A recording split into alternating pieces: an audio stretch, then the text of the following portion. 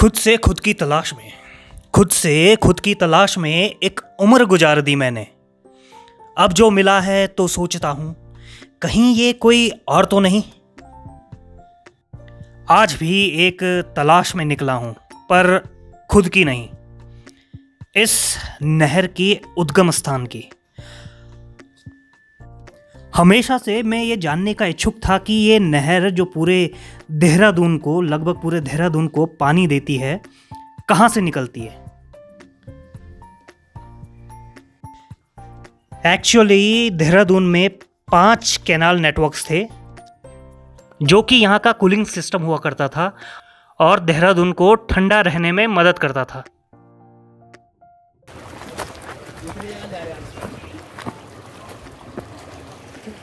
कहीं और गांव बसा रहे।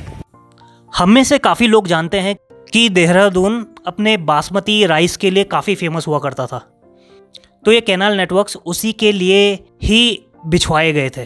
तो सबसे पहले जो कैनाल नेटवर्क था वो राजपुर, जो गढ़वाल की रानी कर्णावती ने बनवाई थी और जिसे हम नकटी रानी के नाम से भी जानते हैं, क्योंकि ये अपने दुश्मनों की नाक काटने के लिए प्रख्यात थी।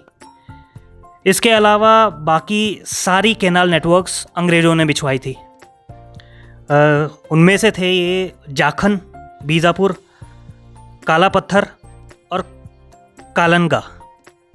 देहरादून शहर के बीचों बीच जो नहरें हुआ करती थी वो समय के साथ साथ ख़त्म होती चली गई, लेकिन जो आउटस्कर्ट्स में नहरें हैं वो अभी भी उनका एक वेब मौजूद है। तो बेसिकली हम जो इस नहर में चल रहे हैं ये कालनगा वाली ही नहर है, जिसमें रायपुर, मियांवाला, हर्रावाला, भोगपुर ये सब आते हैं। तो अभी हम चल रहे हैं कालनगा वाले नेटवर्क में, और भोगपुर वाली नहर जहाँ से निकलती है वहाँ अपना आज जाने का प्लान है। यहाँ गाड़ी से भी जाया जा सकता है, पर नहर के रास्ते जाने का मज़ा ही कुछ और है। हाँ, ये वही रोड है जो आप सोच रहे हो। क्योंकि वहाँ से नज़ारे काफ़ी खूबसूरत दिखते हैं। सुना है वादियाँ ही वादियाँ।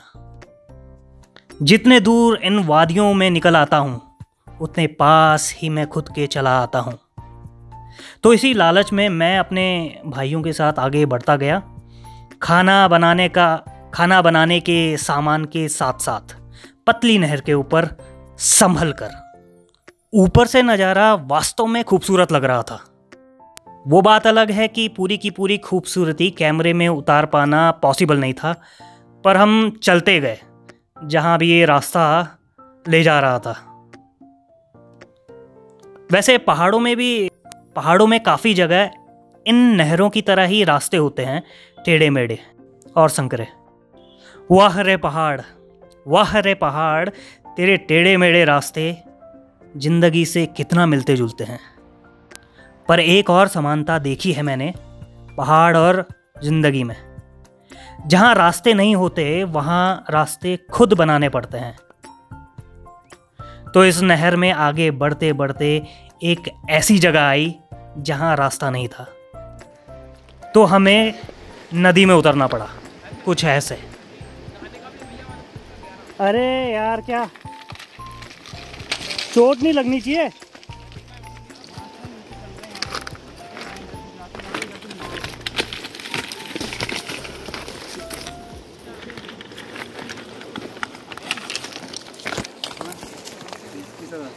हाँ बे यार, यहाँ चोट ना लगे बस। इसे देखियो यहाँ नयन, चोट लगेगी। यहाँ से नहीं जा, यहाँ से।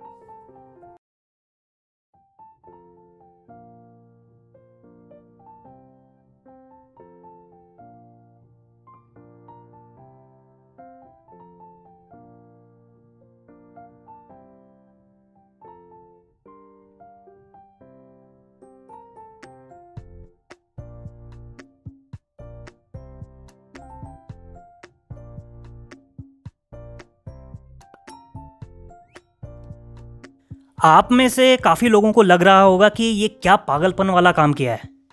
जान में जोखिम डालना और घूमना, ये कहाँ तक एक तर्क संगत है। पर आप जिसे जान जोखिम में डालना और पागलपन कह रहे हैं, पहाड़ों के लिए तो ये एक लाइफस्टाइल है, रोज़मर्रा की ज़िंदगी। नदी के रास्ते चलते चलते हम जा पहुँचे डैम में, जहाँ से नहर में पानी जा रहा था। अब इनका तो पता नहीं, पर मेरा मूड ऑफ हो गया। मैंने सोचा था कि कोई नेचर की प्योर खूबसूरती देखने को मिलेगी, जहाँ पर किसी भी प्रकार का इंसानी हस्तक्षेप न हो। तो प्लान बना कि चलो जहाँ से ये नदी निकलती है वहाँ चलें, पर यह भी पॉसिबल नहीं था। तो हमने फिर सोचा कि चलो इस जगह के अंतिम घर में जाया जाए जहाँ से ये नहर निकल रही है। वहीं जाके हम खाना बनाएंगे और फिशिंग करेंगे।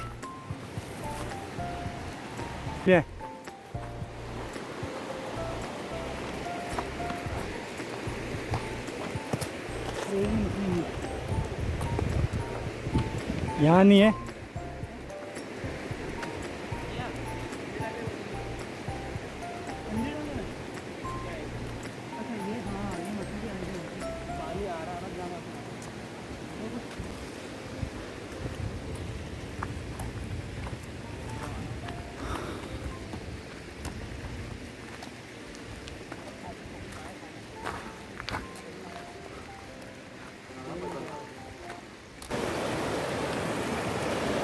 भाई इतना पैदल चलने के बाद भूख लगना तो लाजमी था ही।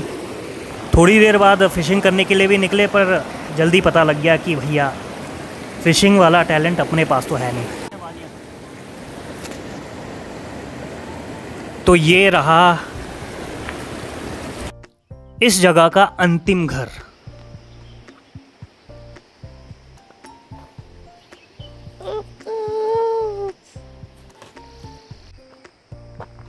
वो लास्ट घर।